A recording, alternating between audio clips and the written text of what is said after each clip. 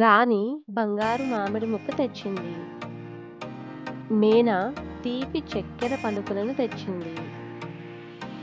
టీను నీటిని ఆకులో పోసి తీసుకువచ్చింది. పని అయిపోయిన వెంటనే ఒక అద్భుతం జరిగింది. ఒక చిన్న రెయిన్బో ఫెరీ తోటపై కనిపించింది. ఆమె చిన్నగా ఉంది. అన్ని రంగులతో మెరిసిపోతుంది. మీరు అందరూ కలిసి కష్టపడి పనిచేసి ఇప్పుడు ఆనందంగా ఆడుతున్నారు. ఇది కూడా ఇంద్రధనుస్సు లాంటిదే. ఒక్కో రంగు వేరే అయినా కలిసి అద్భుతాన్ని సృష్టిస్తాయి అని తన మెరుస్తున్న కళ్ళతో చెప్పింది.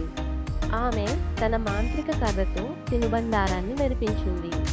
ఇప్పుడు మీ విందు ఆస్వాదించండి అని అంది.